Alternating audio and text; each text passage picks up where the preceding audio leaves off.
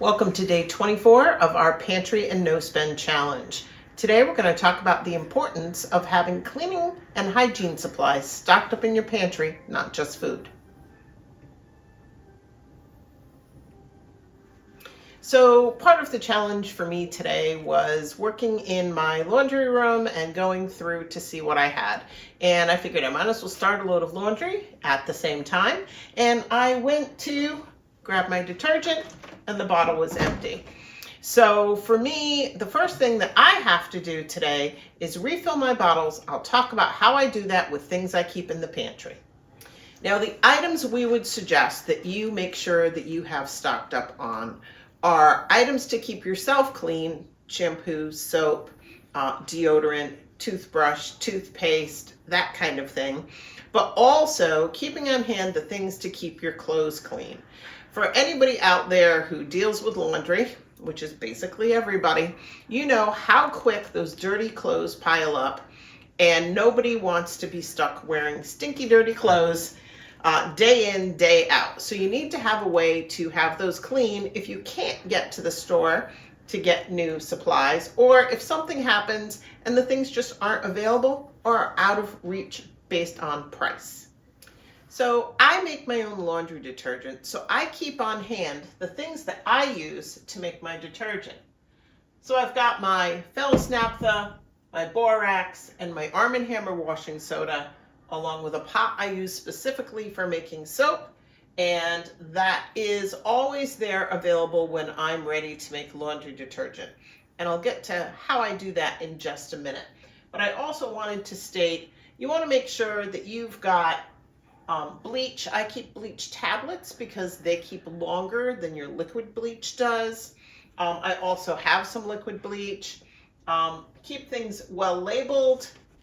I've got another cabinet where I keep all my other cleaning supplies.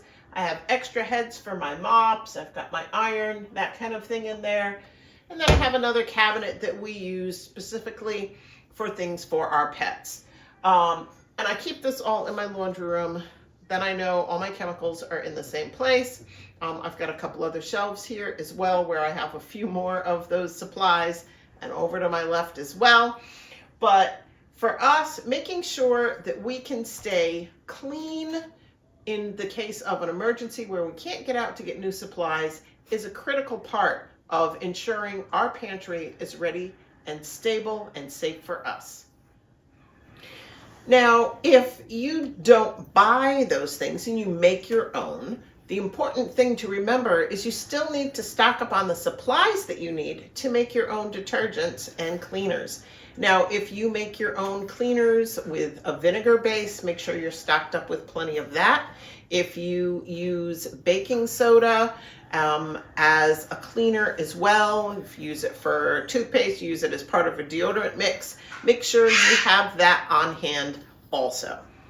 Now, one of the things that we've done to help us in this area is paper towels. Going through paper towels get expensive. Back during the pandemic, a lot of your paper goods weren't available. So we ended up switching to a container of cloths. We picked these up from the local big box. I think we got these at Lowe's, and you got like 70 of them for less than 20 bucks. And they can be used, washed, reused over and over again. And when they get to the point where you can't use them for one purpose, there's always another one, whether it's for cleaning furniture, getting those areas that you need to clean on your car, whatever it might be, there's always a great purpose for these. Another way to do this is if you have towels and washcloths that are getting worn out that you're not going to be using anymore, you can use those. You can use the washcloths. You can sew two together to make a mitt.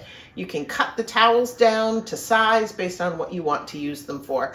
So there's a lot of ways to upcycle things that you already have and turn those into rags. You can also use socks if you get a hole in your socks or the bottoms are starting to get worn through. Keep those. They make great dust rags. Just slip them over your hand and it makes it real easy to polish and clean your furniture. I've been making my own laundry detergent for years. And when I decided that I wanted to start doing this, I kept a couple of the bottles that I had from the detergent that I used. And I asked family and friends if they would keep a couple bottles for me as well. So I now have 6 that I can rotate through when I make my own detergent. Now, I use these bottles because it's easier for me to keep one on the shelf in my cabinet and pour and use that, as opposed to when I make my detergent, I make it in a 5-gallon bucket, which becomes very heavy and it's very awkward to use out of the 5-gallon bucket into my washing machine. So that's what I do. So let me show you the bucket I use and we'll talk about how I make my detergent. So I just use a 5-gallon bucket with a lid. My lid has definitely seen better days. This has been used for a long time. Lost the handles off the side of my bucket. But I wrote the instructions on the top of the bucket. Makes it easier for me to remember. And I also have another copy in my file so I can do this or share it with other people. Now, if you want a real in-depth video on how to create this, I'll leave a link in the description. I've got one that we made this in our outdoor kitchen, and I'll make sure that I have that link, but we'll go over quick how I make this. So I use 1 bar of the Fells Naphtha soap, a cup of borax, and a cup of the Arm & Hammer washing soda. It's not a lot, so when I buy a box like you saw earlier that I have up in the cabinet, it's going to last me quite a while. I start with the Fells Naphtha. I use a grater. I grate that into 4 cups of hot water. I cook that down until it melts all that naphtha soap. That gets poured into my bucket.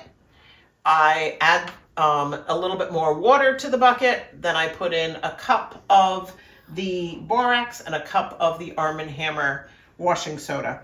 Stir it all up, fill the bucket up to the top, stir it some more. You only need to let it sit for about 24 hours before you start using it. So if I really mess up and don't have any on deck, I can quickly make some up. So I only have to wait a day before I can do my laundry. So refilling the bottles is easy. I have about half of a bucket left here. And I'm just going to give it a stir in case any of it settled. And that's it. Rid of my spoon so I don't lose it into my bucket. And I've just got a funnel that I use with my old detergent bottle. And I've got an old 2-cup measuring cup that I don't use for anything else. So this measuring cup I'm just going to scoop in. And I'm going to pour that into my bottle.